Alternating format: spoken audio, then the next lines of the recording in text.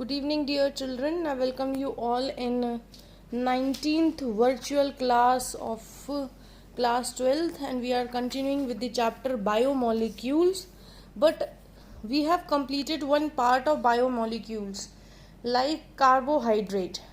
Now we are moving forward to the another part of the biomolecule, that is protein. So that is also very easy. So we will continue with the topic protein. So here you can see the protein. Protein word comes from Greek word proteus, and the meaning of proteus is something very prime important, means something very important. And we know that protein is very important in our life. हमारी body में protein का एक अपना ही role होता है. So that's why protein is very important, and this word is also mean very prime important. Now from the starting I am telling you again and again कि somehow this molecule chapter is similar to polymer. Okay, because there are so many kinds of monosaccharides in carbohydrate, and those monosaccharides are combining and joining and forming di, tri and tetrasaccharides and polysaccharides too. So it means somewhere polymer is also having monomers, and by joining two and more monomers they are forming polymers. So this is how biomolecules is also related with polymer. Here you can see what is written, that proteins are polymer of alpha amino acids. मतलब protein के अंदर monomer कौन हुआ? Alpha amino acids. इन alpha amino acid से मिलकर बने होते हैं प्रोटीन्स. बट ऐसा नहीं है कि अल्फा अमीनो एसिड कोई एक टाइप ऑफ एसिड है. No, this is just alpha amino acids. ये एक तरीके का ये पार्ट है. This is called alpha amino acid. I'll explain you. Here is it written R dash CH bond C double bond H C double OH and bond NH2. So this is prime carbon, and the carbon related to prime carbon is called alpha. जैसे ही जो हमारा prime functional group होता है उससे attached जो carbon होता है उसको हम टर्म देते हैं अल्फा. क्या टर्म देते हैं हम? अल्फा टर्म देते हैं. तो अल्फा के ऊपर NH2 अटैच्ड है, मतलब अमीनो अटैच्ड है. तो इधर से नाम पड़ा अल्फा अमीनो. लेकिन COOH क्या है? Acid. Likewise this is called alpha amino acid, इसलिए हम इसको बोलते हैं alpha amino acid. Now your question is what is R. इसमें आर क्या होगा मैम? तो आर की जगह एच भी हो सकता है, चेन ऑफ कार्बन भी हो सकती है, कोई एमाइन ग्रुप हो सकता है, या फिर कोई कार्बोनिल ग्रुप भी हो सकता है. That's what is called R. R की जगह ये सारी चीजें हो सकती है. अब आर के बिहाफ पर ही we have some derivatives of this amino acids. Amino acids के कुछ डेरिवेटिव्स हैं on because of R. R के बिहाफ में ही बहुत सारे डेरिवेटिव्स भी दिए गए हैं जिसमें हम कुछ एलिमेंट्स या कुछ लगाकर इनको चेंज करते हैं. Now every element which is placing and replacing that are should be name. एक फंक्शनल एक इम्पॉर्टेंट नेम मिलेगा, उसका एक पर्टिकुलर सिंबल होगा और उसका एक पर्टिकुलर कोड भी होगा. बिकॉज तुम लोगों ने पढ़ा होगा यूरेसिल को हम यू से इंडिकेट करते हैं, ग्वानिन को हम जी से इंडिकेट करते हैं. तो ये भी पर्टिकुलर कोड्स है ना. Amino acids are having code. इनके कोड्स होते हैं जो यूज किए जाते हैं. So here first example is, अब हर टाइप के डेरिवेटिव्स पढ़ेंगे हम अमीनो एसिड्स में. सपोज मैंने लिखा आर, तो आर की जगह मैं एच अटैच करती हूँ तो इसका नाम. Suppose I have added H. ये सेम रहेगा, बहुत इजी है लर्न करना. हमें सिर्फ ये स्ट्रक्चर याद होनी चाहिए। अगर ये स्ट्रक्चर याद है, ये हमारी हो गई अल्फा अमीनो एसिड, ये स्ट्रक्चर हमें याद है तो आर की प्लेस पे हमें क्या करना है वो ऑटोमेटिकली याद हो जाएगा। अगर आर की प्लेस पे एच जुड़ रहा है तो उसका नाम ग्लाइसिन होगा और GLY सिंबल होगा और कोड G होगा। इफ आर की जगह CH3 जुड़ रहा है, rest all will be same, वो सब सेम रहेगा, ठीक है। अगर CH3 जुड़ रहा है तो उसका नाम बन जाएगा एलेनाइन और ALA इसका सिंबल होगा और कोड होगा A। लाइकवाइज अगर CH3 का होल ट्वाइस CH जुड़ रहा है तो हो जाएगा valine, well and V। Likewise CH3 का होल ट्वाइस CH2 जुड़ रहा है तो उसका नाम हो जाएगा ल्यूसिन, ल्यू सिंबल होगा और L उसका कोड। ऐसे ही आइसोल्यूसिन का है, उसमें ये कनेक्ट हो रहा हो, लाइसिन में जब ये कनेक्ट होता है, ग्लूटामिक एसिड्स में जब COOH CH2 का होल ट्वाइस अटैच होता है, और सिस्टाइन में SHCH2 अटैच होता है और फेनल एलाइन में PHCH2 अटैच होता है। तो आई थिंक इन स्ट्रक्चर से इतना समझ में आ गया मुझे कि मुझे बेस सिर्फ याद रखना है CH bond COOH bond NH2, मुझे सिर्फ ये बेस याद रखना है और R को रिप्लेस करना है। तो क्यों ना मैं एक टेबल बना लूँ जिसमें मैं लिख दूँ R, फिर मैं लिख दूँ उसका नेम और उसका कोड।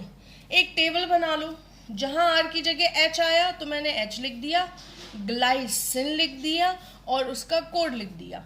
अगर मैंने CH3 ऐड किया तो मैंने उसके लिए एलानाइन लिख दिया और कोड लिख दिया। अगर मैंने CH3 का होल ट्वाइस CH ऐड किया तो मैंने यहाँ पे वेलानाइन लिख दिया और उसका कोड। This table you can prepare to learn these names and you can easily learn these name। इस टेबल से तुम लोग बहुत जल्दी लर्न कर लोगे बिकॉज दिस इज कॉमन, ये सब में कॉमन है, बस हमें ये आर याद करना है। By this you can learn it and all names are there given in your NCERT book. अब importantly 3 things you have to learn जिससे क्वेश्चन पूछे जाते हैं, that are glycine, lysine and glutamic acid. इन तीनों से बहुत ज़्यादा क्वेश्चन पूछे जाते हैं तो इनको पक्का अच्छे तरीके से याद कर लेना। और I hope you will not get confuse, that's why I have drawn the structure of cysteine and phenylalanine. Cysteine मतलब जिसमें SH जुड़ा हो, सल्फोहाइड्रल ग्रुप जहाँ जुड़ा होता है उसको हम बोलते हैं सिस्टीन। ये SH सल्फोहाइड्रल ग्रुप को रिप्रेजेंट कर रहा है, तो ये इस तरीके से होगा। फेनिल मतलब बेंजीन रिंग जुड़ी होती है तो वो हो जाता है फेनिल। ये है फेनिल एलेनाइन का diagram. Now coming to the next part of the amino acids, that is naming of amino acids like configuration we can say जो हमने पढ़ा था D and L configuration of glucose, मतलब carbohydrates में हमने D और L type का configuration पढ़ा था, एज इट इज इसमें भी होता है वही। हमने कार्बोहाइड्रेट्स में सेकेंड लास्ट कार्बन देखा था, इधर हमें प्राइम का फर्स्ट से सेकेंड नंबर यानी कि अल्फा कार्बन देखना है। अल्फा कार्बन में NH2 अगर राइट हैंड साइड पर है तो हम उसे DL अमीनो एसिड बोलेंगे, अगर अल्फा कार्बन पर NH2 लेफ्ट हैंड साइड पर है तो उसे हम L अमीनो एसिड बोलेंगे। सेम है कार्बोहाइड्रेट में भी, ऑन राइट हैंड साइड वाले अगर अटैच होता था OH तो हम D बोलते थे और left hand side OH attach होता तो हम L बोलते थे। As it is said amino acids में भी है कि अगर राइट हैंड साइड में NH2 अटैच है तो हम उसे D बोलते हैं और लेफ्ट हैंड साइड में अगर अमीनो एसिड्स अटैच है तो उसको हम NH2, लेफ्ट हैंड साइड में अटैच है तो हम उसको L अमीनो एसिड बोलते हैं। Here we classified amino acids in on two basis. हमने अमीनो एसिड्स को 2 टाइप्स से डिवाइड करा हुआ है, on the basis of character and on the basis of nature. तो firstly we studied about on the basis of character. Character मतलब essential and non essential. हम बोल सकते हैं जो ज़रूरी है, जो ज़रूरी नहीं है. तो कुछ चीज़ें ज़रूरी इसलिए नहीं होती क्योंकि वो हमारे पास ऑलरेडी होती हैं, तो उनकी इम्पोर्टेंस हमें पता नहीं होती जो चीज़ हमारे पास है. लेकिन जो चीज़ हमारे पास नहीं है उसकी इम्पोर्टेंस हमें सबसे ज़्यादा होती है. इसीलिए ये मानते हुए यहाँ पर भी ऐसे डिस्क्राइब कर दिया असेंशियल, नॉन एसेंशियल. असेंशियल वो है जो मेरे पास नहीं है और नॉन एसेंशियल वो है जो मेरे पास है. मतलब इम्पोर्टेंस, हम उसको इम्पोर्टेंस नहीं देते जो चीज़ हमारे पास है, हम उसको इम्पोर्टेंस देते हैं जो हमारे पास नहीं है. Same as it is here. Essential amino acids which can synthesized in your can not synthesized in your body have provide externally. मतलब ऐसे अमीनो एसिड्स जो तुम्हारी बॉडी में नहीं होते, प्रोड्यूस नहीं बन सकते, वो होते हैं असेंशियल. हमें बाहर से लेने होते हैं, बाहर से हमें मिलता है ये, जैसे वेजिटेबल्स है, फ्रूट्स है, इन सब से हमें कोई ना कोई प्रोटीन मिलता है. तो वो हो गया essential because this is important for us, क्योंकि हमें हमारी बॉडी में नहीं मिल रहा है इसलिए इम्पॉर्टेंट हो गया हमारे लिए. लेकिन नॉन एसेंशियल क्या है? Amino acids which can be synthesized are on non essential. मतलब हमारी बॉडी में जो बन रहे हैं वो हो गए नॉन एसेंशियल. भाई बॉडी में तो बन ही रहे हैं, क्या ज़रूरत है अलग से कुछ खाने की, बॉडी में मिल ही रहा है, तो दिस इज नॉट एसेंशियल, कुछ इंपॉर्टेंट नहीं है, इसलिए इनको डिवाइड किया गया है. ठीक है. अब आती है बात on the basis of acidic, basic and neutral. मतलब ये नेचर है, इन तीनों के नेचर पर. तो बहुत ध्यान से एक चीज़ देखना है और बताना है बिफोर आई स्टार्ट डैट कि इस अल्फा अमीनो के अंदर ये COOH रिप्रेजेंट कर रहा है एसिड और ये NH2 रिप्रेजेंट कर रहा है बेस. तो एसिड एंड बेस दोनों ही यहाँ पर प्रेजेंट हैं. तो ये एसिडिक होगा, ये बेसिक होगा, इसका पता हमें इन दोनों के हिसाब से ही लगाना होता है.